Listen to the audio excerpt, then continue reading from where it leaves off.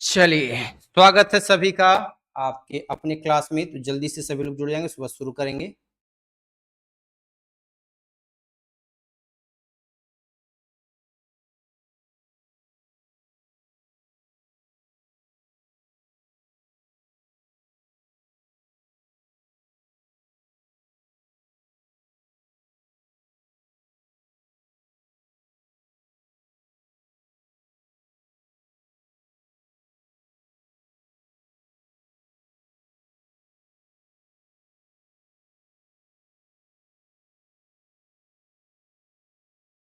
शुरू किया जाए। रेडी हैं आप लोग? तो एक बार बता दीजिए। क्लास 10 हिंदी किस एग्जाम के लिए? तो sir Jharkhand police, excise constable. तो साउंड भी ओके है। एक्साइज कांस्टेबल, क्षेत्रीय कार्यकर्ता, हाँ, क्षेत्रीय कार्यकर्ता। उसके लिए आपका क्लास 10 का बुक क्षितिज पार्ट 2, कौन सा? क्षितिज पार्ट 2 का ये चैप्टर आपको देखने को मिल रहा है, चैप्टर नंबर 2। इसका नाम क्या है सर? तो राम लक्ष्मण परशुराम संवाद। लेखक कौन है? तो सर तुलसीदास जी ना। तुलसीदास जी के द्वारा ये चीज लिखा गया है। क्या लिखा गया है, किस चीज के बारे में लिखा गया है, सब कुछ जानेंगे। तो सबसे इंपॉर्टेंट इस एग्जाम के लिए आपके क्या होते हैं सर? तो जितना भी टॉपिक आपका दिया गया उसमें ध्यान देना है आपको। अगर वेटेज की बात करें हिंदी में खास करके, तो क्या क्या आपका वेटेज बनता है वो चीज पहले समझना जरूरी है ना। 20 से 30 सवाल आपके ग्रामर से रहेंगे, ठीक। 30 सवाल आपके जो रहेंगे सर वो कहानी से रहेंगे। कहानी कविता जो भी कहना है कह लीजिए। और अप्रोक्स आपका 30 सवाल जो है वो आपका लेखक परिचय से रहेगा ना। लेखक परिचय से आपको सवाल मिलेंगे ही मिलेंगे, ठीक। तो यहां पर जब आप सवाल देखते हैं तो ये वेटेज थोड़ा सा आप और बढ़ा दें, लेकिन कम से कम 30 सवाल के आसपास आपके लेखक परिचय, यानी लेखक का जन्म कब हुआ, कहाँ हुआ, उसका कोई और नाम है क्या, माता का नाम, पिता का नाम, उनके द्वारा लिखे गए किताब, उनको मिले पुरस्कार, उनकी मृत्यु, इससे संबंधित सवाल आपके अच्छे खासे पूछे जाएंगे, ठीक है। तो आज का जो हमारा टॉपिक है वो है सर राम लक्ष्मण परशुराम संवाद। ये क्या है संवाद, क्यों है, और तुलसीदास जी ने इसका वर्णन कब किया, कैसे किया, उन सभी चीजों पर हम लोग विशेष चर्चा करेंगे, है ना। उसके बाद हम लोग अच्छे तरीके से, यानी पहले लेखक परिचय करेंगे, फिर हम लोग अपने टॉपिक पे आएंगे। टॉपिक में हमारे सर यहाँ पर आप जब इन कविता वाले सेक्शन में आते हैं, ठीक है, तो ध्यान दीजिएगा, इसमें आपको टर्म्स जो इंपॉर्टेंट है ना वो याद करने जरूरी हो जाते हैं, ठीक है। तो टर्म्स भी हम लोग याद करते हुए चलेंगे, जो इंपॉर्टेंट है आपको हम लिखवाते हुए भी चलेंगे, ठीक। उसके बाद सर उसका भावार्थ भी समझेंगे, क्या उसका कहने का अर्थ है वो समझेंगे। उसके बाद हम लोग सर क्वेश्चंस भी करते हुए चलेंगे। ऐसा नहीं कि क्वेश्चन हम लोग नहीं करेंगे, बिल्कुल करते हुए चलेंगे। यानी जो भी टॉपिक आपको पढ़ाएंगे, है ना, छोटा टॉपिक हो बड़ा टॉपिक हो, उसको भी हम लोग 2 से ढाई घंटे पढ़ेंगे, ताकि पूरा का पूरा सवाल जवाब आपका क्लियर करते हम चले, है ना, ताकि आपको आगे जाके किसी भी प्रकार की कोई समस्या नहीं रहे, ठीक है। आपको पीडीएफ जो है वो आपको एज इट इज दे दिया जाएगा। एक नॉर्मल पीडीएफ आपको दिया जाएगा, ठीक है, एक नॉर्मल पीडीएफ दिया जाएगा, और एक आपको एनोटेशन वाला पीडीएफ दिया जाएगा। एनोटेशन का मतलब कि जो कुछ भी हम यहाँ पे लिखेंगे वो एज इट इज आपको लिखा हुआ साथ में मिल जाएगा, ठीक है। और एक आपको बिना लिखा हुआ मिलेगा, ठीक। तो इसको हिंदी है तो आपको प्रिंट निकालने का टेंशन नहीं रखना है कि प्रिंट आउट निकाल रहे हैं फिर पैसा बर्बाद कर रहे हैं, ठीक है। 20-30 रुपए आपको यहाँ पे खर्च करने की जरूरत नहीं है। पीडीएफ पढ़िए और क्वेश्चंस प्रैक्टिस आपको करना है, ठीक है, क्योंकि कहानी आपको अलग से पढ़ने का जरूरत नहीं पड़ेगा, जितना हम बता देंगे बस आपको प्रैक्टिस करना, ठीक है। चलिए, आवाज वगैरह आ रही तो एक बार कमेंट कर दीजिए, उसके बाद शुरू करेंगे। साउंड वगैरह आ रही हो तो एक बार कमेंट कर दीजिए, उसके बाद हम लोग शुरू करते हैं। कोई दिक्कत नहीं होना चाहिए किसी को भी।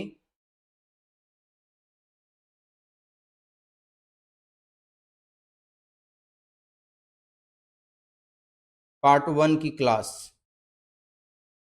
मतलब पार्ट 1 की क्लास नहीं समझे?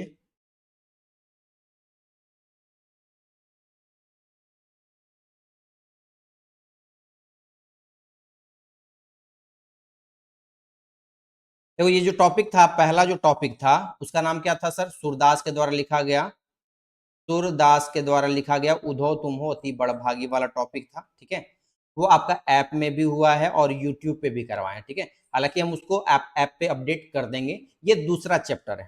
ठीक है, ये दूसरा चैप्टर है। ओके, चैप्टर 1 आपका ऑलरेडी हो चुका है, आपने शायद नहीं देखा हो, है ना? वो यूट्यूब पे हम करवा दिए थे। ठीक है, वो हम अपडेट कर देंगे आज शाम तक में। ठीक है, आज आपका ये दूसरा टॉपिक शुरू हो रहा है। ओके, तो चलिए शुरू किया जाए। टॉपिक के बारे में कुछ विशेष बातें कर लेते हैं, इंपॉर्टेंट बातें कर लेते हैं, उसके बाद चीजों को हम लोग समझना शुरू करें। ठीक है, तो सबसे पहले कहानी का नाम क्या है? कहानी ने कहा कि आप कविता कह लीजिए। इसका नाम क्या है सर? राम लक्ष्मण परशुराम, है ना? राम लक्ष्मण परशुराम संवाद। संवाद का मतलब क्या होता है सर? आपस में वार्तालाप करना, बात करना, विवाद करना, जो भी आप कहना है वो कह लीजिए। ठीक है, तो यहां पर राम लक्ष्मण और ये परशुराम से किस विषय में बात करते हैं, क्यों बात करते हैं, वो हर एक चीज को हम लोग जानेंगे। उससे पहले समझते हैं कि तुलसीदास जी आखिर थे कौन, इनका जन्म कब हुआ और किस प्रकार से इन्होंने अपने जीवन को आगे बढ़ाने का काम किया। ठीक है, चलिए आइए समझते हैं और जानते हैं।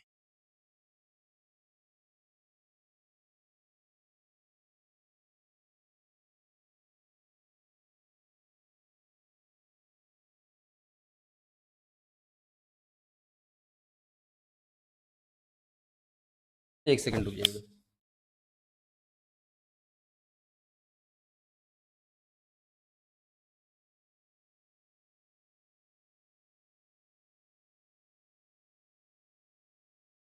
चलिए तो ध्यान दीजिएगा, यहाँ पे हम लोग पढ़ते हैं क्या? राम लक्ष्मण परशुराम में तुलसीदास। सबसे पहले आपको ध्यान क्या रखना है वो चीज समझिए। इनका जन्म कब हुआ, जन्म कब हुआ, कहां हुआ, पिता का नाम, माता का नाम, शिक्षा, मृत्यु और प्रमुख पुस्तक। ठीक है, प्रमुख पुस्तक। इतना चीज आपको एकदम कंठस्थ याद रहना चाहिए। जितने भी लेखक होंगे उन सभी के बारे में, है ना? उन सभी के बारे में आपको याद करके रखना होगा। बहुत बेहतर।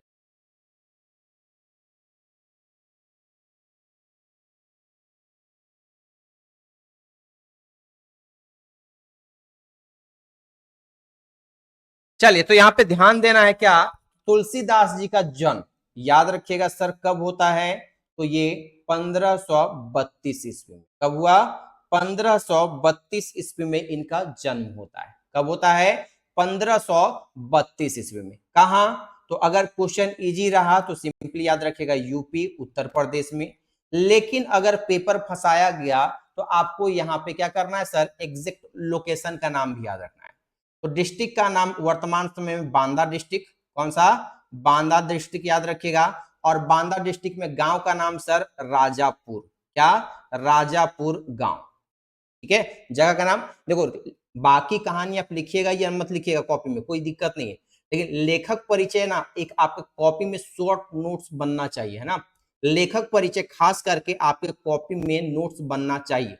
बाकी कहानी का क्वेश्चन का आप मत बनाइए, कोई दिक्कत नहीं होगा। ठीक है, लेकिन लेखक परिचय का नोट्स आपके पास होना चाहिए कंपलसरी। ठीक है, मान्यता के अनुसार, एक मान्यता के अनुसार क्या है सर? इनका जन्म बांदा डिस्ट्रिक्ट राजापुर गांव में हुआ था। दूसरी मान्यता के अनुसार, क्योंकि उस समय तो था नहीं इतिहास की एक जगह पे लिख दिए तो काम बन गया, नहीं। ठीक है, तो दूसरी मान्यता के अनुसार इनका जन्म जो है वो एटा डिस्ट्रिक्ट, कहा? एटा डिस्ट्रिक्ट के सोरो जगह में हुआ था। कहा? सोरो गांव एटा डिस्ट्रिक्ट में हुआ था। ठीक है, यानी दोनों ही आपको याद रखना पड़ेगा इनका जन्म वाला। ठीक है, कहाँ जन्म हुआ था? तो एक मान्यता के अनुसार बांदा डिस्ट्रिक्ट राजापुर गांव, दूसरी मान्यता के अनुसार एटा डिस्ट्रिक्ट सोरो गांव। ठीक, ये दो चीज आपको याद करके रखनी है, दोनों ही आपको ध्यान में रखना पड़ेगा। पिता का नाम याद रखिएगा। पिता का नाम आपको याद करके क्या रख लेना है सर? तो इनके पिता का नाम है आत्माराम दुबे। क्या नाम है? आत्माराम दुबे। या इन्हें पंडित आत्माराम दुबे भी कह सकते हैं आप, है ना। इनका नाम क्या था सर? तो पंडित आत्माराम दुबे के नाम से ये जाना जाते थे, ठीक है। माता का नाम क्या था? माता का नाम क्या था? याद रखिएगा, तुलसी देवी। माता का नाम तुलसी देवी, ठीक है। माता का नाम क्या है? तो कहिएगा सर तुलसी देवी इनकी माता का नाम था, ठीक। मृत्यु याद रखिएगा इनका, मृत्यु याद रखिएगा, मृत्यु कब होता है? याद रखिएगा सर 1623 ईस्वी में इनकी मृत्यु होती है। कहां? काशी में। कहां? काशी में इनका मृत्यु हो जाता है। अब बचपन ही इनका जो है बहुत ही ज्यादा संघर्षपूर्ण रहता है, ठीक है। इनका पूरा जो बचपन है वो संघर्षपूर्ण जीवन ही बीतता है। अब ये संघर्षपूर्ण कहने का मतलब क्या? तो जब ये छोटे बच्चे थे उसी समय इनकी माता की क्या हो जाती है? मृत्यु हो जाती है, यानी तुलसी देवी की क्या हो जाती है सर? मृत्यु हो जाती है, ठीक है। जिस कारण से इसके पिता, इसके घर वाले, इसके रिश्तेदार, इसके गांव वाले जो है इस तुलसीदास महाराज को क्या कहते हैं कि ये मनहूस है। क्या है? मनहूस है। और इसके पिता इसको मनहूस कहकर क्या कर देते हैं सर? त्याग कर देते हैं। मनहूस का मतलब होता है अशुभ, यानी ये घर के लिए जो बच्चा है ये शुभ नहीं है। इस कारण 5 साल के एज में ही इनको, 5 साल से कम एज में ही कह सकते हैं एक तरीके से, इनके पिता जो है तुलसीदास का त्याग कर देते हैं, यानी बचपन में ही इनके माता पिता इन्हें त्याग देते हैं। माता की मृत्यु हो जाती है, पिता इसको छोड़ देते हैं, ठीक। लेकिन एक दासी के द्वारा इसका लालन पालन किया जाता है और 5 वर्ष तक ये दासी जो है इसका लालन पालन करती है।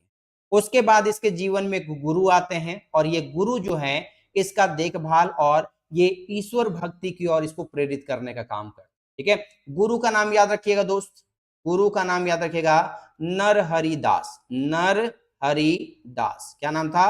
नरहरि दास। गुरु का नाम याद रखिएगा नरहरि दास। क्या नाम है?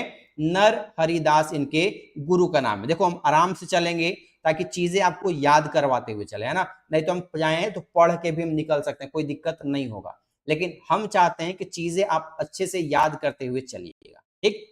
याद रखिएगा तुलसीदास जी की प्रारंभिक शिक्षा, ये भी सवाल आपसे पूछ लिया जाएगा। प्रारंभिक शिक्षा इनका कहां होता है? याद रखिएगा अयोध्या में। कहां? अयोध्या में इन्होंने प्रारंभिक शिक्षा प्राप्त की। कहां से? अयोध्या से इन्होंने प्रारंभिक शिक्षा प्राप्त करने का काम किया, ठीक। उसके बाद याद रखिएगा सर तुलसीदास के बचपन का नाम,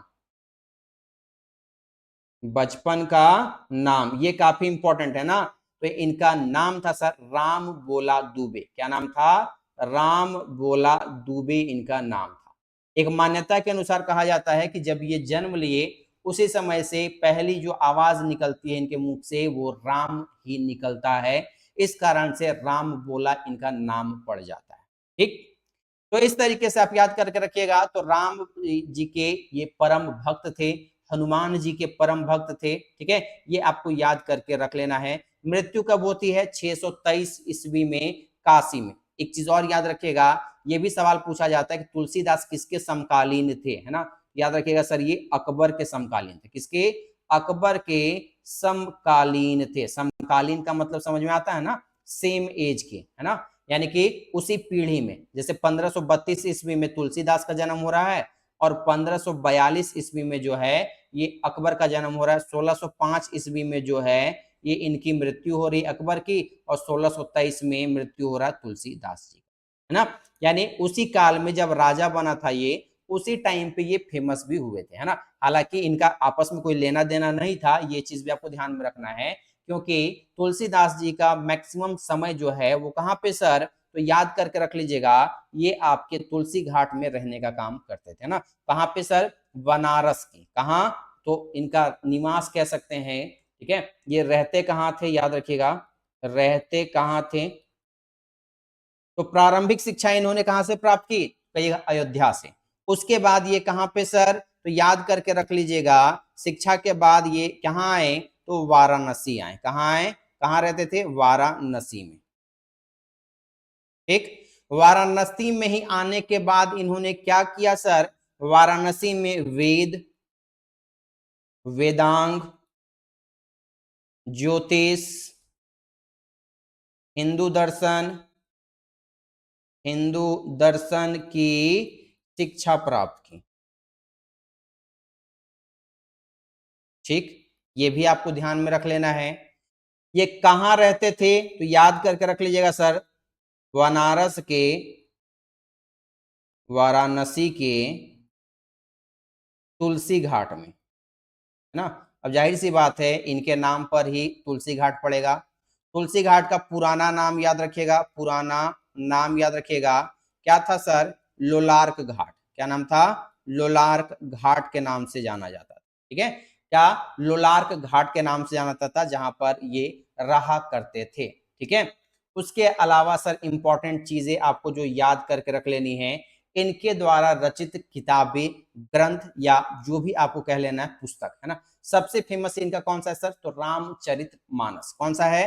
रामचरितमानस। उसके अलावा इन्होंने कवितावली, गीतावली, दोहावली, कृष्ण गीतावली और विनय पत्रिका जैसी महत्वपूर्ण किताबों को इन्होंने क्या किया सर?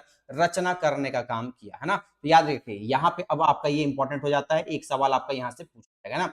रामचरितमानस, कवितावली, गीतावली, दोहावली, कृष्ण गीतावली और विनय पत्रिका, इनके द्वारा रचित कुछ क्या है सर? प्रमुख पुस्तकें हैं। ठीक, कौन कौन सा? रामचरितमानस, कवितावली, गीतावली, दोहावली और कृष्ण गीतावली, और एक कौन सा? विनय पत्रिका। आपको याद करके रख लेना। ठीक, कोई दिक्कत नहीं, बढ़े आगे। चलो, बहुत बढ़िया। साहित्य विशेषता क्या थी इनकी? लिखने की जो विशेषता थी वो क्या थी? आइए इस विशेषता को जानते हैं। तो जाहिर सी बात है सर, ये राम भक्ति में लगे हुए थे, है ना। यानी राम भक्ति की परंपरा में तुलसीदास का अतुलनीय, यानी कि किसी से तुलना करने के लायक कह नहीं सकते ना। उनके राम मानवीय मर्यादा और आदर्शों के प्रतीक के रूप में, जिन्हें तुलसी ने नीति, स्नेहशील, विनय, त्याग जैसे उद्दत आदर्शों को प्रतिष्ठित किया, तुलसीदास ने माया की निंदा की और जीव को प्रभु भक्ति में ही लीन होने का संदेश दिया, है ना। यानी इंसान इस धरती में आ रहा है तो भाई साहब उसे जीवन में प्रभु की भक्ति जरूर करनी चाहिए, है ना। अगला सवाल आपसे पूछा जाएगा कि तुलसीदास जी का जो लिखने का तरीका था वो किस भाषा में लिखते थे, है ना। तुलसीदास की जो लिखने की भाषा थी वो कौन सी भाषा थी? याद रखिएगा, एक अवधी भाषा था और एक था ब्रज भाषा। एक अवधी और दूसरी ब्रज भाषा। ठीक, सवाल यहां से जो जो बन सकता है वो चीज ध्यान समझिए।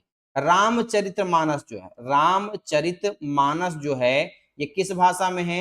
अवधी भाषा में। किस भाषा में है? अवधी भाषा में। ठीक, और आपका कवितावली जो है, कवितावली जो है, ये किस भाषा में है सर? तो ये ब्रज भाषा में है। ये आप सभी को याद करके और नोट करके रख लेना। ठीक है, इतना आपको बेसिक सा बात पता होना चाहिए। ठीक है, बढ़े आगे तो बताइए।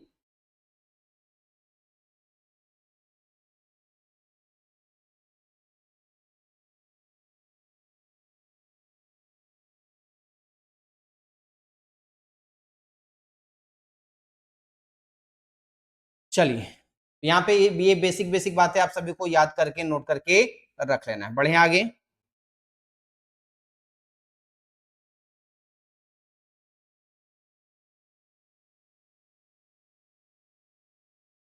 बहुत बढ़िया।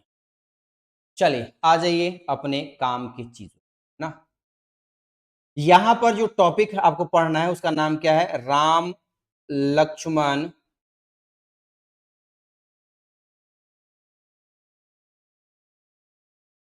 परशुराम संवाद। ये टॉपिक आया कहां से? ध्यान समझिए। तो होता क्या है कि जनकपुरी में, कहा? जनकपुरी में। जनकपुरी के राजा कौन थे? राजा जनक, है ना। वर्तमान समय में नेपाल के आसपास का बिहार बॉर्डर और नेपाल का इलाका पड़ता है ना। यानी बिहार और नेपाल की सीमा पे आप कह सकते हैं, कुछ हिस्सा नेपाल का आता है, कुछ बिहार का हिस्सा आता है। ठीक है, तो मिथिला का इलाका आप कह सकते हैं यहाँ पे। तो जनकपुरी के राजा जनक, इनकी दो पुत्री। कितनी? दो पुत्री। दो पुत्री में बड़ी पुत्री वैदेही या सीता आप कह सकते हैं। तो सीता बचपन में इनके दरबार में, मंदिर में कह सकते हैं सर, शिव धनुष रखा जाता था। क्या रखा गया था? शिव धनुष रखा गया। सीता वहां पर जब आती थी सफाई करने के लिए, तो आसपास में धनुष को कोई नॉर्मल इंसान नहीं उठा सकता। सीता उस धनुष को उठाती थी, अच्छे से सफाई करती थी, सफाई करने के बाद उसी स्थान पर रख देती थी।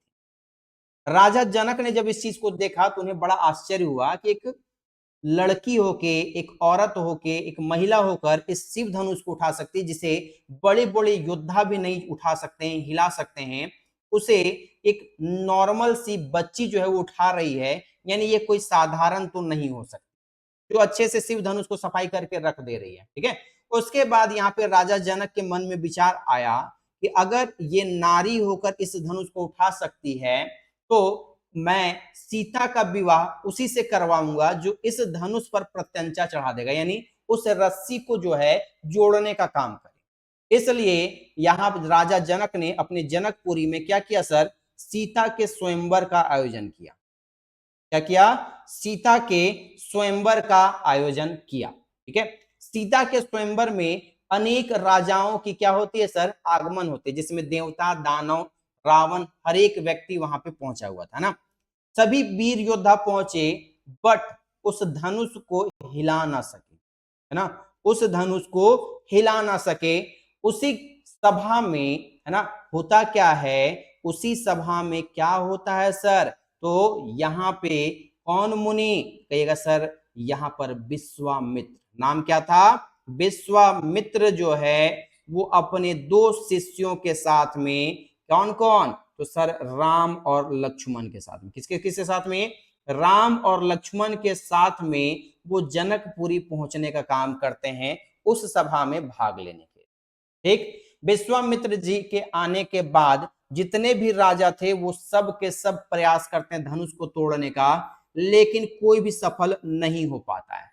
अंत में राजा जनक वहां पे कहते हैं कि अगर मुझे पता होता कि इस प्रकार अगर करने से, मेरा प्रण लेने से, शिव धनुष तोड़ने का प्रण लेने से, या फिर प्रत्यंचा चढ़ाने से या उठाने से लेकर, अगर मुझे पता होता कि पूरे भारतवर्ष में ऐसा कोई योद्धा नहीं, ऐसा कोई वीर नहीं जो इसको उठा सके, तो मैं ऐसी प्रतिज्ञा लेता ही नहीं। इस पर क्रोधित होकर लक्ष्मण कहते हैं कि आपने अभी अयोध्या के राजकुमार का पराक्रम तो देखा ही नहीं है ना। उसके बाद राजा राम जो थे, उस समय वो राजकुमार ही थे, तो यहाँ मुनि विश्वामित्र से आज्ञा लेते हैं। आज्ञा लेने के बाद वो शिव धनुष के पास आते हैं। आने के बाद क्या होता है सर, वो शिव धनुष को प्रणाम करते हैं। प्रणाम करने के बाद जैसे वो शिव धनुष को पकड़ते हैं, वो उनके हाथ में आता है और वो शिव धनुष उठाकर प्रत्यंचा चढ़ाते हैं, और वो शिव धनुष को क्या करते हैं सर, थोड़ा सा दबाने के बाद ही वो दो टुकड़ों में क्या होता है, तो टूट जाता है। क्या होता है, शिव धनुष जो है वो दो भागों में टूट जाता है। ठीक है, और इस कारण से क्या होता है सर, तो यहाँ पर राजा राम का विवाह जो है वो स्वयंवर सफल हो जाता है, और यहाँ पर राजा राम का विवाह किससे, सीता से। और यहाँ पे जनक जी की दूसरी पुत्री जो थी उसका नाम क्या था, कहेगा उर्मिला।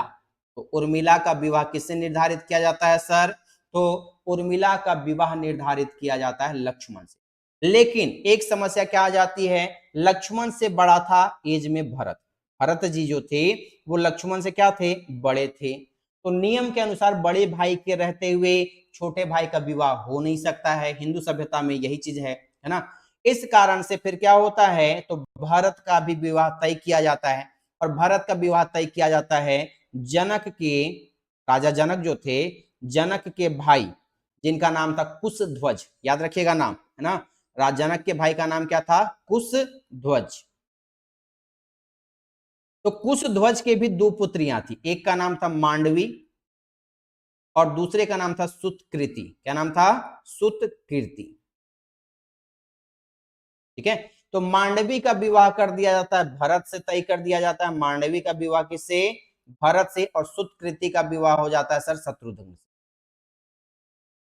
ठीक, ये तो बाद का कहानी आपको बता दिए, नहीं तो यहाँ पे दो पुत्री बोले तो आपके दिमाग में नहीं सर, राजा जनक का तो 4 गो बेटी था जिनका चारों का विवाह यहाँ पर राम लक्ष्मण भरत शत्रुघ्न से हुआ था।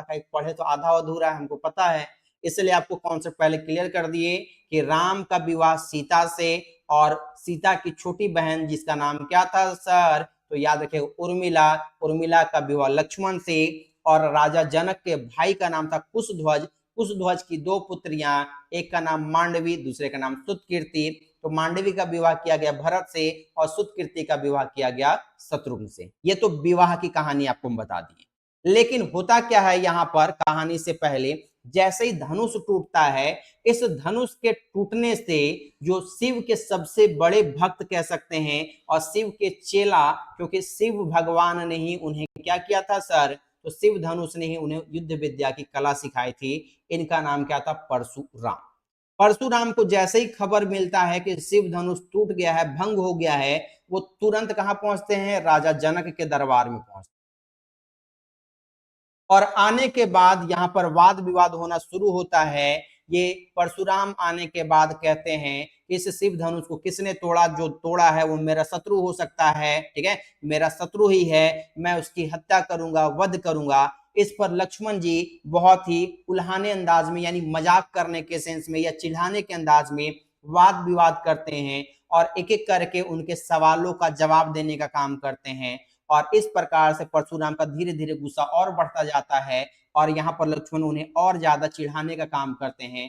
धीरे धीरे इन पर वाद विवाद बढ़ता चलता जाता है और अंत में जाकर फिर यहाँ पे विश्वामित्र के समझाने के बाद और राम जी का अपने असली रूप में आने के बाद, क्योंकि परशुराम भी वही, राम भी वही, दोनों ही विष्णु के अवतार है ना। इस कारण से दोनों के बीच में वाद विवाद को दिखाया गया है। यहाँ पर लक्ष्मण के यहाँ पर मूल सिद्धांतों को दिखाया गया है कि एक वीर योद्धा कैसे अपने से बड़ों के आदर के साथ साथ जब गलत होता है तो वहां पर वो जवाब भी देने का काम करता है, लेकिन ब्राह्मण होने के नाते उन पर किसी भी प्रकार से हथियार उठाने या उनसे युद्ध करने के लिए वो बिल्कुल भी तैयार नहीं होता है ना। तो आइए इन्हीं चीजों को हम लोग एक एक करके बहुत ही बेहतर तरीके से समझने का काम करते हैं, ठीक है। इंपॉर्टेंट यहाँ पे जो टर्म्स हैं उनको भी समझने का काम करेंगे और अपने एग्जाम पॉइंट ऑफ व्यू से चीजों को हम लोग याद करने का भी काम करेंगे। ओके, आइए शुरू करते हैं। सबसे पहले जानते हैं, यहाँ पर थोड़ा सा हम आपको डिटेल लिख देते हैं, अदरवाइज बाद में आप फिर कहिएगा कि सर मिटा दिए तुमको याद नहीं रहा ना।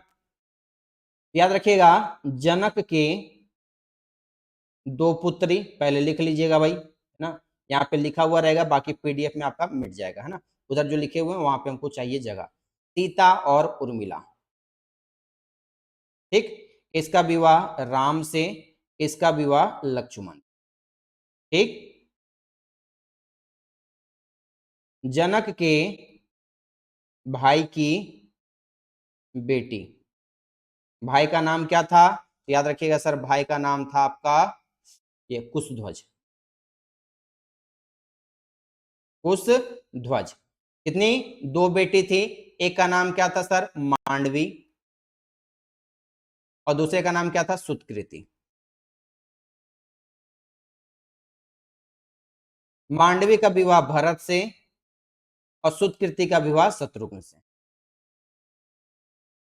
बस इतना आपको याद करके रखना है, ठीक है। यहाँ पर थोड़ा सा मिटाते हैं, बाकी आपको कहानी जब पढ़ा रहे थे आप उसी समय लिख लीजिएगा, है ना। अगर आप यहाँ पे लेट से जुड़े हैं, बाद में देख रहे हैं, तो ये वाला चीज आप पहले लिख लीजिएगा, उसके बाद वीडियो में आगे बढ़िएगा। ओके,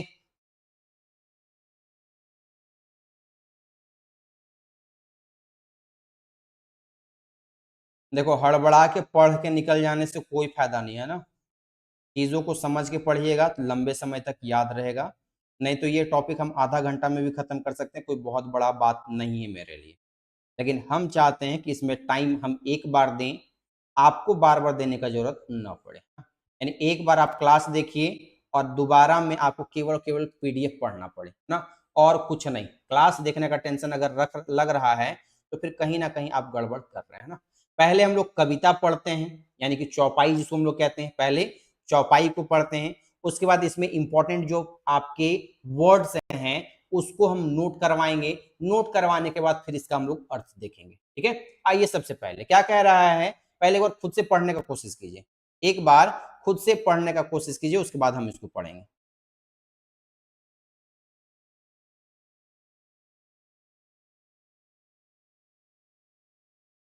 एक बार खुद से पढ़िए, उसके बाद इसके बारे में बात करेंगे।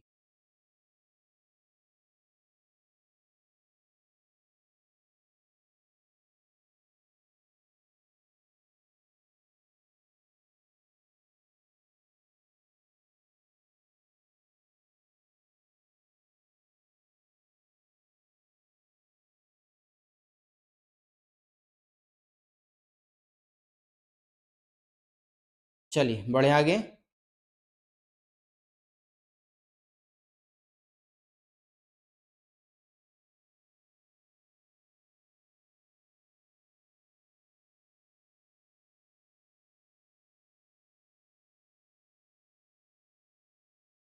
ये सीजीएल के चक्कर में ना सब कोई परेशान हो गया। हम लोग का एग्जाम कब तक होगा? आप लोग का एग्जाम मान के चलिए नवंबर एंड तक होगा। नवंबर एंड दिसंबर फर्स्ट में आपका एग्जाम हो जाए। टेंशन मत लीजिएगा। अभी आपका आज और कल आप लोग देख ही रहे हैं, सीजीएल के चक्कर में सारी चीजें भी जा रही है गड़बड़, है ना। और जाहिर सी बात है कि इतना मेहनत करके बाद पढ़ाने के बाद अगर इस तरीके से न्यूज निकल के आता है तो माइंड थोड़ा सा डिस्टर्ब होता है ना। इस चक्कर में क्लासेस होने के बाद भी, यानी टाइम होने के बाद भी थोड़ी सी आपकी प्रॉपर शेड्यूल में नहीं हो रही है। तो कल भर आपका क्लासेस डिस्टर्ब रहेगा। कल के बाद से, परसों से आप सभी की जितनी भी क्लासेस पेंडिंग जा रही है उस सभी की सभी आपकी प्रॉपर ऑन टाइम स्टार्ट हो जाएगी। ठीक है, पढ़ लिए एक बार, बता दीजिए जल्दी से।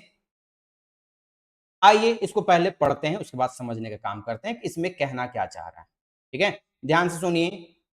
नाथ शंभु धनु भंज निहारा, हो ही केउ एक दास तुम्हारा।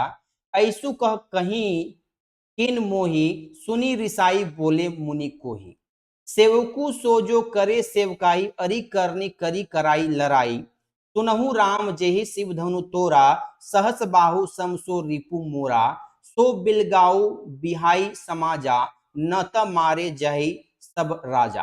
सुनि मुनि वचन लखन मुस्काने, बोले परसु धरहि अवमाने। बहु धनु ही तोरी लड़काई, कबहु न असी रीस किन्हीं गोसाई। यही धनु पर ममता के ही हेतु, सुनी रिसाई कह भृग कुल केतु। ठीक है, आगे क्या कह रहा है वो समझिए। रे दोहा यहाँ पे ऐड किया गया है। रे नृप बालक काल बस बोलत तो ही न संहार। धनु ही सम त्रिपुरारी धनु, विदित सकल संसार, है ना। आइए पहले इंपॉर्टेंट कीवर्ड को आप लोग नोट कीजिए, उसके बाद यहाँ पे हम लोग चीजों को समझने का काम करेंगे, है ना। यानी कहना क्या चाह रहा है। शंभु, है ना, क्या कह रहा है? शंभु धनु शब्द आपको देखने को मिला। क्या मिला? शंभु धनु। ठीक है, शंभु धनु का मतलब क्या होता है सर? शिव का धनुष। क्या? शिव का धनुष। देखो मेरा पढ़ाने का तरीका बाकियों से बहुत अलग है ना। हम एग्जाम को टारगेट करते हुए चीजों को पढ़ाएंगे, ना कि आपको इंटरटेन करने के लिए। इंटरटेन करेंगे नो डाउट, लेकिन आपको कुछ मजा भी आए तभी आपको पढ़ाने में मजा आएगा, है ना। उसके बाद क्या सर? भंज निहारा। क्या है? भंज निहारा। भंज निहारा का क्या है मतलब सर?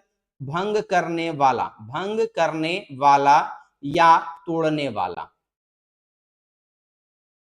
है ना। यानी धनुष को तोड़ने वाले के लिए शब्द क्या यूज किया गया है? भंज निहारा। क्या ऐड किया गया है सर उसके लिए? भंज निहारा यहाँ पे शब्द ऐड किया गया है उसके लिए। ठीक, उसके बाद कौन सा है सर? हो ही, यानी होगा, है ना। जिसने तोड़ा होगा वही शत्रु हो ही। जरूरी नहीं आपको लिखने का। केउ मतलब, केउ मतलब कोई, जरूरी नहीं है। ऐसु, ऐसु, ऐसु का मतलब क्या है सर? आज्ञा। ऐसु का मतलब क्या याद रखिएगा? आज्ञा। ठीक है, कह मतलब क्या, जरूरी नहीं है। कहिए, कहते नहीं। किन, जरूरी नहीं याद रखने का आपको। क्यों नहीं, किन मतलब क्यों नहीं। ठीक, यहाँ पे फिलहाल कौन सा? शंभु धनु आपको याद रखना है, शिव का धनुष। भंज निहारा याद रखना है, और ऐसु आपको याद करके रखना है। ठीक, उसके बाद सर रिसाई आपको याद करना है। चलिए यहाँ पे आगे बढ़े। मोही मतलब मुझे, मोही मतलब मुझे। रिसाई मतलब क्रोध करना, रिसाई मतलब क्रोध करना। ठीक, कोही मतलब सर, कोही का मतलब क्या है? क्रोधी, गुस्सा जिसको बहुत ज्यादा आता है वो है कोही। अरिकर्णी, अरिकर्णी मतलब क्या है सर? शत्रुता का काम करने वाला, यानी जिसने शिव का धनुष तोड़ा है वो क्या है सर? शत्रु का काम किया है। क्या किया है? शत्रु का काम किया है। लड़ाई मतलब सर लड़ाई, यानी जो लड़ने का काम करेगा वो लड़ाई होगा। ठीक, जेही, जेही मतलब जिसने, जेही मतलब जिसने, जरूरी नहीं याद रखने का। एक ये याद रखिए आप, एक ये याद रखिए। ठीक, तोड़ा मतलब तोड़ा। सहस बाहु, ये आप याद करके रख लीजिएगा। सहस बाहु यानी वो मेरा शत्रु है। किसके समान सर? हजार भुजाओं वाले शत्रु के समान है वो मेरा, है ना। यानी सहस्त्र बाहु या कहें हजार बाहु के समान। सम मतलब समान, सो मतलब वह, रिपु मतलब शत्रु। रिपु मतलब शत्रु, रिपु का मतलब क्या रखेगा, शत्रु। बिलगाऊ मतलब अलग हो जाओ, बिलगाऊ मतलब अलग हो जाओ, क्या हो जाओ, अलग हो जाओ। एक आगे क्या कह रहा है सर, बिहाई, बिहाई मतलब छोड़कर, बिहाई मतलब छोड़कर, यानी भीड़ को छोड़कर क्या हो जाओ, बिहाई हो जाओ, यानी अलग हो जाओ, है ना। जही मतलब जाएंगे। अवमाने, क्या सर, अवमाने मतलब अपमान करना, क्या करना, अपमान करना। एक लड़िकाई, ये कहते हैं लड़कपन बहुत ज्यादा है, यानी जिसमें बचपना हो, है ना। तो लड़िकाई का मतलब सर बचपन में, कब, बचपन में क्या हो गया, लड़िकाई। ठीक, आगे क्या कह रहा है, कबहू, क्या, कबहू यानी कभी, जरूरी नहीं याद रखने का। असी मतलब ऐसा, रीस मतलब क्रोध, रीस मतलब क्रोध। किन्हीं मतलब क्या, गोसाई, है ना, जगत गोसाई नहीं कहते हैं, जगत गोसाई यानी दुनिया के मालिक स्वामी। तो गोसाई का मतलब क्या हो गया सर, स्वामी, महाराज, गुरुदेव, है ना, जो भी आपको कहना है वो सारे के सारे शब्द आप यहाँ पे यूज कर सकते हैं ना। उसके बाद सर यहाँ पे याद रखिएगा, भृग कुल केतु, ये भृग कुल केतु जो है वो परशुराम को कहा जाता है, याद रखिएगा, परशुराम के लिए यूज किया जाता है, क्या, भृग कुल केतु के नाम से जाना जाता है। नृप बालक का मतलब क्या होता है सर, नृप मतलब होता है राजा, और बालक मतलब हो गया बेटा, है ना। तो नृप बालक का मतलब क्या हो गया, राजा का बेटा, किसका, राजा का बेटा को क्या कहते हैं, नृप बालक के नाम से जाना जाता है। त्रिपुरारी, त्रिनेत्रधारी, है ना, त्रिपुरारी किसको कहते हैं, शिव जी को कहा जाता है, किसको, शिव जी को कहा जाता है ना। विदित का मतलब क्या होता है सर, जानता है। सकल मतलब सारा, सकल का मतलब क्या हो गया, सारा, है ना, सकल का मतलब क्या हो गया, सारा का सारा। समझ गए या नहीं समझे, उम्मीद करते हैं ये चीजें आप नोट कर लिए होंगे, है ना। जितना भी इंपॉर्टेंट हम लिख दिए हैं, जो हम लिखे हैं वो आपको नोट करना है ना, जो लिख दिए हैं वो आपको स्टार मार्क कर दिए हैं, वो चीज आपको लिखना है, ठीक है। बाकी सबको लिखने का जरूरत नहीं है ना, सबको लिखने का जरूरत नहीं है। जिसमें जिसमें स्टार मार्क लगा हुआ है इसको नोट कीजिए ना, जिसमें जिसमें स्टार मार्क आपको दिख रहा है उसको नोट कीजिए जल्दी से, या आप बाद में आराम से नोट कर लीजिएगा, ठीक है। चलिए अब आइए यहाँ पे सर क्या कह रहा है वो चीज। तो जब राम जी ने शिव धनुष को तोड़ दिया, क्या, राम जी ने क्या किया सर, शिव धनुष को तोड़ दिया, तो यहां पर क्रोधित मुद्रा में कौन पहुंच जाते हैं, जवाब होगा सर परशुराम पहुंच जाते हैं। कौन आते हैं, परशुराम आते हैं। और आने के साथ में ही ये सवाल करते हैं कि इस शिव धनुष को किसने तोड़ा, है ना, इस शिव धनुष को किसने तोड़ा, है ना, शिव धनुष को किसने तोड़ा, इस सवाल का पहले हमें जवाब दो, है ना। और जवाब अगर नहीं देते हो तो तुम्हें क्या अंजाम होगा, ये चीज आपको पता चल जाएगा, ठीक है। तो यहां पर क्रोधित मुद्रा में कौन आते हैं सर, परशुराम जी आते हैं। कौन आते हैं, परशुराम जी पूरे क्रोधित होकर आते हैं। और जब ये सभा में पहुंचते हैं तो पूरी सभा जो है वो भयभीत हो जाती है ना, क्योंकि परशुराम के क्रोध के बारे में आप सभी को पता है कि जब ये फरसा उठाते थे तो ये कई बार पृथ्वी को क्षत्रियों से रहित कर दिए। पृथ्वी यहाँ पे क्या करते हैं सर, तो क्षत्रियों से रहित करते हैं और उनके राज्य को ब्राह्मणों को वो देने का काम करते हैं ना। तो जब ये क्रोधित होकर आते हैं, शिव धनुष को तोड़ने पर सवाल करते हैं, तो राम जो है यहाँ पर एकदम शांत भाव से इनके सवालों के जवाब देने का काम करते हैं, ठीक है। आइए पहले पंक्ति पढ़ते हैं, उसके बाद समझने का काम करते हैं। नाथ शंभु धनु भंज निहारा, हो ही केव एक दास तुम्हारा। यानी परशुराम जी जब पूछते हैं कि शिव धनुष को किसने तोड़ा, तो ये कहते हैं नाथ यानी स्वामी, शंभु धनु शिव धनुष को भंज निहारा यानी तोड़ने वाला, यानी हे प्रभु, हे स्वामी, हे गुरु, जिसने भी शिव के धनुष को तोड़ा है वो क्या है, हो ही केव एक दास तुम्हारा, वो आपका ही कोई एक दास होगा, वो आपका ही कोई एक सेवक होगा, ठीक है। आपका ही वो कोई एक दास होगा या आपका सेवक होगा, ठीक। अब यहां पर परशुराम जी का रिप्लाई आता है, ऐसु कह कहीं किन मोही, सुनी रिसाई बोले मुनि को ही, ठीक है। यानी ये कहते हैं क्रोधित होकर, अगर सेवक वह होता, है ना, यानी तुम जो कह रहे हो वो दास मेरा है, तो सेवक जो है ऐसा तो सेवक नहीं हो सकता है, ठीक है। सेवक वह होता है जो सेवकाई का काम करता है, सेवक को सो जो करे सेवकाई, ठीक है। सेवक वह होता है जो सेवकाई का काम करता है, सेवा का काम करता है। अरि करनी करी करिए लड़ाई, ठीक है। लेकिन ये जो काम किया है, जो अरि करने यानी जो शत्रुता का काम किया है, वो तो भैया ये लड़ाई करने का ही काम किया है, उसके हम वध करने का ही काम करेंगे ना। तो आगे क्या कहते हैं सर, सुनहु राम जेहि शिव धनु तोरा सहस बाहु समसो रिपु मोरा, है ना। सुनहु राम जेहि शिव धनुष तोड़ा, सुनो राम जिसने भी ये शिव धनुष को तोड़ा है, सहस बाहु समसो रिपु मोरा, वो मेरे लिए हजार भुजाओं वाले शत्रुओं के समान है ना। यानी सुनो राम जिसने भी इस शिव धनुष को तोड़ा है, वो मेरे लिए हजार भुजाओं वाले शत्रुओं के समान है, ठीक है। सो बिलगाऊं बिहाई समाजा, न तो मारे जइहे सब राजा, है ना। इसलिए जिसने भी शिव धनुष को तोड़ा है, उसको समाज से क्या करो, बिलगाऊ करो, अलग करो, है ना। यानी उस व्यक्ति को बाहर निकालो। अगर नहीं निकालते हो तो यहाँ पर मौजूद जितने भी राजा हैं वो सब के सब मारे जाएंगे, है ना, सब के सब मारे जाएंगे, है ना।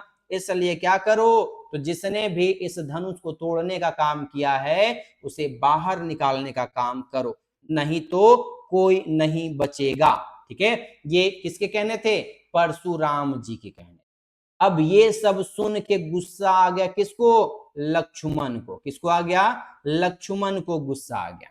अब लक्ष्मण जी क्या कहते हैं, सुनी मुनि वचन लखन मुस्काने, है ना। यानी मुनि के वचन सुनकर लक्ष्मण को गुस्सा भी आ रहा है और वो हंस के बोले, बोले परशु धरही अवमाने, है ना। यानी कि यहाँ पे आगे क्या कहते हैं, है ना, आगे ध्यान सुनिए एक मिनट।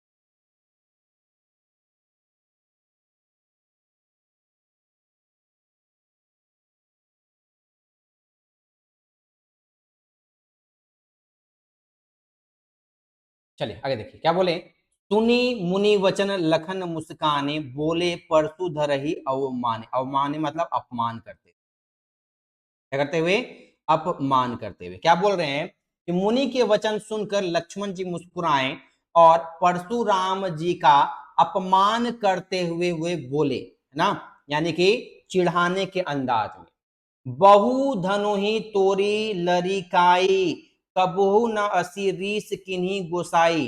हे गोसाई, बचपन में तो हमने बहुत सारे धनुष तोड़े, लेकिन इस प्रकार का क्रोध तो आज तक किसी ने भी नहीं किया जितना आप कर रहे हैं। यही धनु पर ममता के ही हेतु, सुनी रिसाई कह भृग कुल केतु, है ना। लक्ष्मण जी व्यंग करते हुए कहते हैं कि हे महाराज, आपको केवल इसी धनुष पे इतना ममता क्यों आ रहा है, आपको इतना इस धनुष से लगाव क्यों है ना। तो इस पर सुनी रिसाई कह भृग कुल केतु, है ना। यहाँ पर ये क्रोधित और ज्यादा करना शुरू कर देते हैं। लक्ष्मण जी के व्यंग से चिढ़ जाते हैं कौन, परशुराम जी। और ये कहते हैं क्या, तो यहाँ पे परशुराम जी कहते हैं कि रे नृप बालक, काल बस बोलत तो ही न संहार, धनु ही सम त्रिपुरारी धनु विदित सकल संसार, है ना। यानी हे राजा के पुत्र, रे नृप बालक का मतलब क्या हो गया, राजा के बालक, तुम काल बस यानी मृत्यु के वश में हो ना। मृत्यु के वश में होने के कारण ही तुम होश में नहीं बोल रहे, संहार कर नहीं बोल रहे हो, है ना। यानी बिना सोचे समझे तुम बोल रहे हो, क्या, बिना सोचे समझे बोल रहे हो। अपनी वाणी को लगाम दो, नहीं तो फिर गड़बड़ हो जाएगा ना। तू संभाल कर नहीं बोल पा रहा है, ठीक है। आगे क्या बोलते हैं ये ना, धनो ही सम त्रिपुरारी धनु विदित सकल संसार, है ना। समस्त विश्व में विख्यात त्रिपुरारी धनु यानी शिव का धनुष, क्या, शिव का धनुष,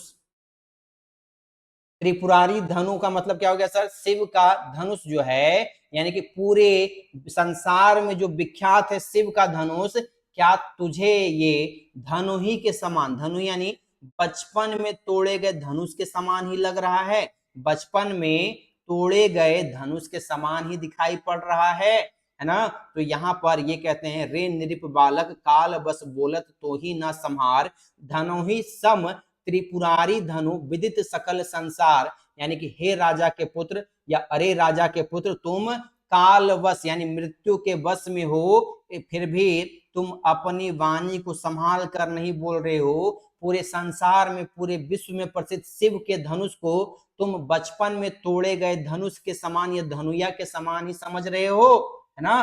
तो यहाँ पर भावार्थ में क्या निकल के आ रहा है सर? तो परशुराम जी जो हैं वो धनुष के टूटने से काफी ज्यादा क्रोधित हैं, शिव धनुष के टूटने से काफी ज्यादा नाराज है ना? वही चीज को यहाँ पे दिखाया गया है। ठीक, बाकी आगे देखते हैं दूसरा क्या कह रहा है सर। चौपाई 2 में क्या कहा गया है वो चीज ध्यान से समझिए।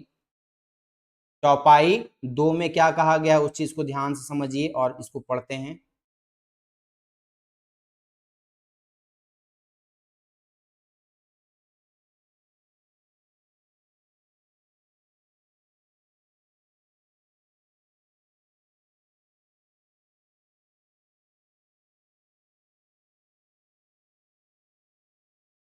चलिए आगे बढ़े।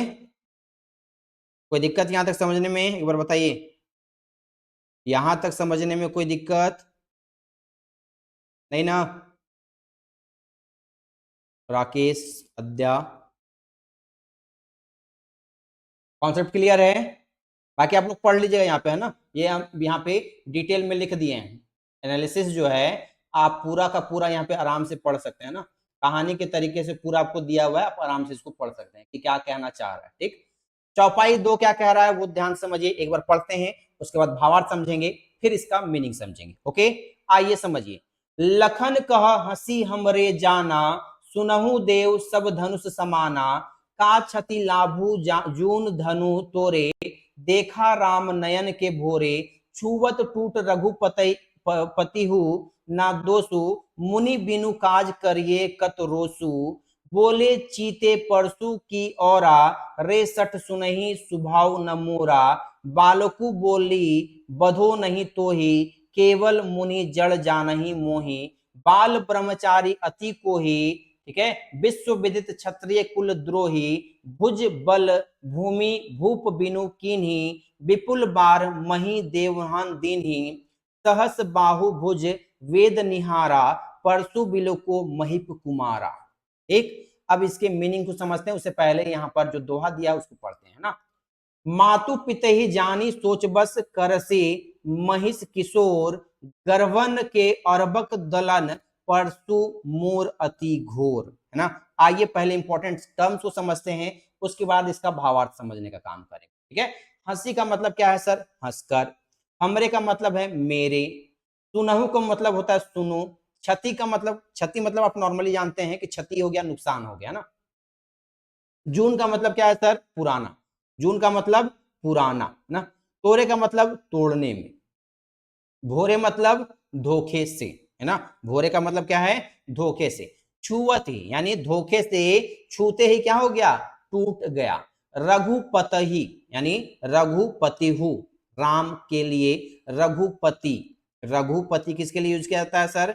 रघुपति राघव राजा राम, पतित पावन सीताराम, सुने होंगे आप लोग, है ना? तो यहाँ पर रघुपति हु जो है किसके लिए यूज किया गया है? आप कहिएगा सर राम के लिए यूज किया गया है ये सर। ठीक, आगे यहाँ पे ध्यान समझिए। दोषु मतलब सर दोष यानी गलती। बिनु मतलब बिना, कोई जरूरी नहीं याद रखने का, एक आपको कौन सा पता होना चाहिए। यहाँ पे वैसा कोई टर्म्स नहीं जो आपको अलग से याद रखने का जरूरत है। एक यहाँ पे याद रखिएगा भोरे। कौन सा? भोरे का मतलब है धोखे से। बाकी आप सुनहु पकड़ लीजिएगा, हमरे पकड़ लीजिएगा, सुनहु सुनो, क्षति पकड़ लीजिएगा। जून का मतलब याद रखिएगा पुराना, जून का मतलब पुराना। तोरे मतलब तोड़ना, याद रह जाएगा। छुवत ही टूट गया। रघुपति हु याद रखिएगा, रघुपति राघव राजा राम।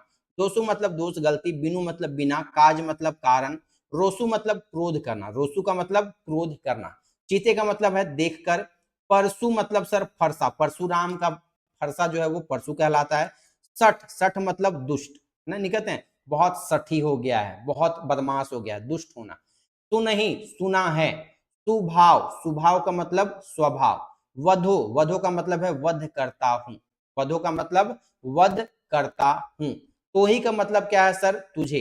तो ही का मतलब तुझे ना, जितना स्टार मार्क किया हुआ है वो आप बाद में नोट कर लीजिएगा, आपके पीडीएफ में लिखा हुआ रहेगा, ठीक है। अति कोही, अति कोही याद रखिएगा, बहुत अधिक क्रोधित, है ना, बहुत अधिक क्रोधित, कोही मतलब क्रोधित होना।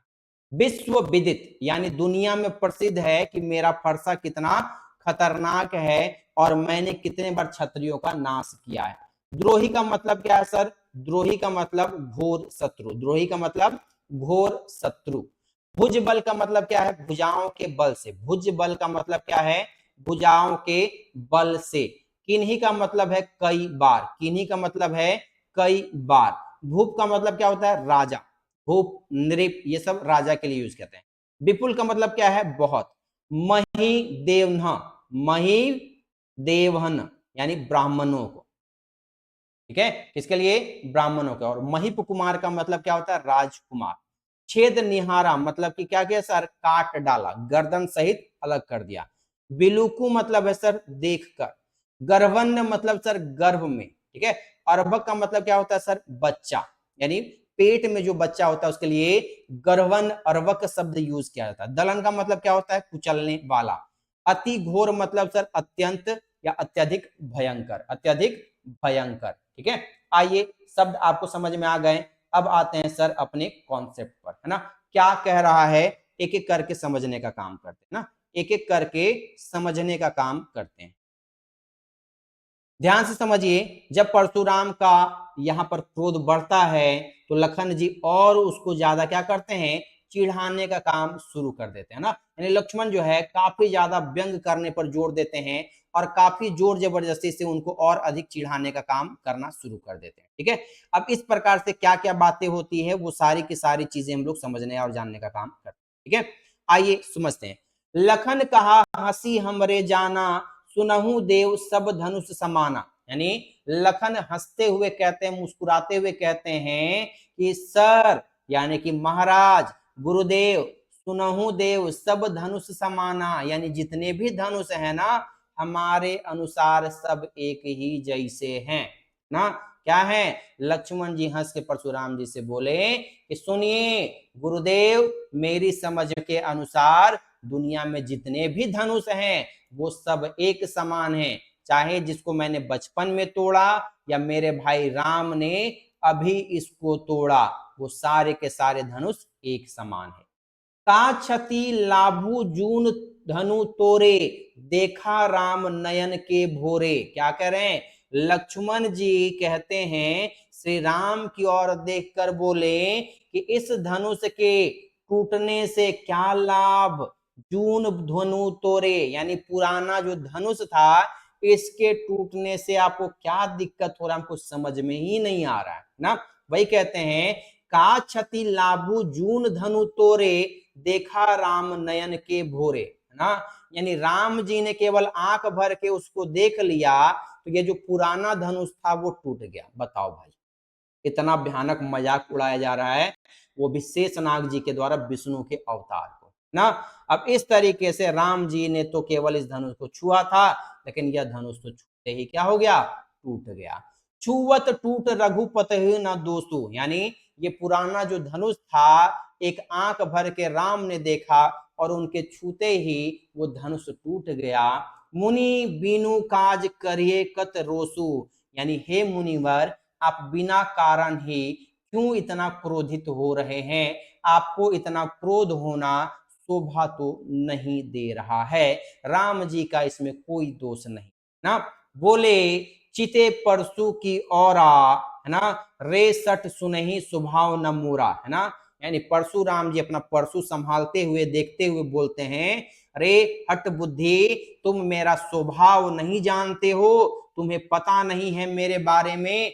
बालकू बोली वधु नाही तो ही, केवल मुनि जड़ जानही मोही। ठीक है, ये आपसे कह रहे हैं क्या कि यहाँ पर जब परशुराम जी का बार बार यहाँ पर जब यहाँ पर लक्ष्मण जी के द्वारा यहाँ व्यंग किया जाता है, परशुराम का गुस्सा और ज्यादा बढ़ जाता है। अपने फरसे की ओर देखते हैं और कहते हैं क्या, तूने मेरे स्वभाव के विषय में अभी तक सुना नहीं है, तूने जाना नहीं है। मैं केवल तुम्हें बालक छोड़कर छोड़ रहा हूं, तुम्हारा वध नहीं कर रहा हूं। बालकू बोली वधो नाही तो ही, है ना, तुम बालकों के जैसे वचन बोल रहे हो, इस कारण से तुम्हें मैं छोड़ रहा हूं। केवल मुनि जड़ जानहि मोहि, तुम केवल मुझे एक ब्राह्मण ही जानते हो क्या, तुम मुझे केवल एक साधु ही समझ रहे हो क्या, तो तुम मेरे बारे में अभी तक जानते नहीं हो, तुम्हें केवल बालक बोली की वजह से हम छोड़ रहे हैं, है ना। आगे क्या कहा जाता है वो ध्यान समझिए। बाल ब्रह्मचारी अति को ही विश्व विदित क्षत्रिय कुल द्रोही। याद करके रख लेना दोस्त, क्या कह रहा है यहाँ पे कि बाल ब्रह्मचारी अति को ही, मैं क्या हूं, मैं एक बाल ब्रह्मचारी हूं और बहुत ही अत्यधिक क्रोधित स्वभाव वाला हूं। विश्व विदित क्षत्रिय कुल द्रोही, पूरे विश्व में प्रसिद्ध है कि मैं क्षत्रियों का द्रोही मतलब शत्रु, है ना। शत्रु, क्षत्रियों का क्या सर, शत्रु, है ना। यानी पूरे विश्व में ये प्रसिद्ध है कि मैं क्षत्रिय कुल का क्या हूं, बहुत ही प्रसिद्ध शत्रु के रूप में फेमस हूं, है ना। ये बात भी आप सभी को याद करके रख लेना, है ना। भुजबल भूमि भूप बिनु कीन्ही, विपुल बार मही देवहन दीन्ही, है ना। भुजबल, आपने भुजबल से, अपने बल से, अपने भुजाओं के पराक्रम से मैंने इस भूमि को भूप बिनु कीन्ही, यानी अनेकों बार राजाओं से, क्षत्रियों से, भूप बिनु कीन्ही, यानी इस संसार को मैंने अनेकों बार राजाओं से मुक्त किया, यानी क्षत्रियों से क्या किया सर, क्षत्रियों से रहित करने का काम किया। विपुल बार यानी अनेकों बार, मही देव दिनी यानी उस साम्राज्य को मैंने ब्राह्मणों को दान में दे दिया। किसको, ब्राह्मणों को दान में दे दिया। क्या तुझे इस बात का पता नहीं है। सस्त बाहु भुज छेद निहारा, परसी बिलुक महिप कुमारा, है ना। तुम क्या है सर, तो परशुराम जी आगे कहते हैं कि तुम्हें मेरे गुस्से के बारे में पता नहीं है, तुम मुझे जानते नहीं हो। मेरे इस फरसे को देखो, इसने अनेकों बार क्या किया है सर, तो अनेकों बार उन भुजाओं को काट डाला। सहस बाहु भुज छेद निहारा, उन भुजाओं को सहसों बार काट डाला है। परसु बिलोक महिप कुमारा, है ना। और इन राजाओं के पुत्रों को मैंने अनेकों बार इस धरती से क्या किया है सर, समाप्त करने का काम कर दिया, है ना। तो परसु बिलोको महिप कुमारा, है ना। तो तुम्हारा भी नंबर आएगा बाबू, इसलिए चुपचाप अभी रहो, मेरे पास ज्यादा बोलो नहीं, है ना। आगे क्या कहते हैं ध्यान सुनो। मातु पितहि जानी सोच बस करसी, महिष किशोर गर्वन के अर्भक दलन, परसु मोर अति घोर, है ना। आगे क्या कह रहे हैं, अरे राजा के बालक, अरे राजा के बालक लक्ष्मण, तू मुझसे भीड़ कर, तू मुझसे भीड़ कर। अब कविता के माध्यम से ये कह रहे हैं, दोहा के माध्यम से कह रहे हैं कि अपने माता पिता को चिंता में मत डाल। मातु पिता ही जानी सोच बस करसी महिष किशोर, है ना। यानी कह रहे हैं क्या, अपने माता पिता को चिंता में मत डाल, अर्थात अपनी मौत को मत बुलावा दो तुम। अगर मेरा ये फरसा आ गया गुस्से में, तो पता है तुम्हें, गर्वन के अर्वक दलन परसु मोर अति घोर, यानी गर्भ में पल रहे बच्चे भी मेरे इस फरसे के दलन से, यानी इसके गर्जन से अपने आप को समाप्त कर लेते हैं। यानी गर्भ के अंदर में पल रहा बच्चा भी मेरे क्रोध से जब मेरे फरसे के बारे में सुनता है, तो उसका, उस माता का क्या हो जाता है, गर्भपात हो जाता है। यानी वो बच्चा डर के मारे इस संसार में आने को तैयार नहीं होता है। इतना क्रोध है मेरे और मेरे इस फरसे में, है ना। इसलिए अपने आप को, अपनी जीवा को थोड़ा सा लगाम दो, है ना। यानी यहाँ पर क्या कहते हैं सर, तो लक्ष्मण जी जो है यहाँ पर व्यंग करते हैं। व्यंग से यहाँ पर क्या होता है, तो परशुराम जी को काफी गुस्सा आता है। वहां पर परशुराम जी जो हैं, वहां पर लक्ष्मण की हत्या करने के बजाय उन्हें अपने बारे में बताने का काम करते हैं, अपने कृत्यों के बारे में बताने का काम करते हैं, जिससे लक्ष्मण को पता चले कि परशुराम किस चीज का नाम है ना। तो आई होप ये चीजें आपको समझ में आई होगी। इसका अगला पार्ट आपको कल मिलेगा, ठीक है। कल हो सकता है क्लास ना हो, कल भर क्लास ना हो, परसों आपको क्लास मिलेगा, है ना, क्योंकि कल आपका हो सकता है महाआंदोलन का प्लान किया गया है, तो हो सकता है कल क्लास आपकी ना हो, तो कल हम लोग को जाना पड़े, ठीक है। परसों से आप सभी की क्लासेस जो है वो प्रॉपर अपने टाइम पर, जो 3 बजे का टाइम रखा गया है, वो आपका शेड्यूल में चलेगा, ठीक है। उम्मीद करते हैं आज आपको कुछ नया सीखने जानने को मिला होगा, ठीक है। एक ही बार पूरा नहीं करवा रहे हैं, ताकि आपको ये चीजें एक बार फिर से अगले क्लास में रिवाइज करवा देंगे, तो ये आपके कॉन्सेप्ट भी क्लियर हो जाएंगे, और अगले ही सवाल अगले क्लास में हम लोग क्वेश्चंस भी अटेम्प्ट कर लेंगे, ओके। क्वेश्चंस भी हम लोग अगले क्लास में साथ में कर लेंगे, ठीक है। तो आज के सेशन को यहीं तक रखते हैं और मिलते हैं आपसे अगले क्लास में, तब तक के लिए टेक केयर, बाय बाय और थैंक यू।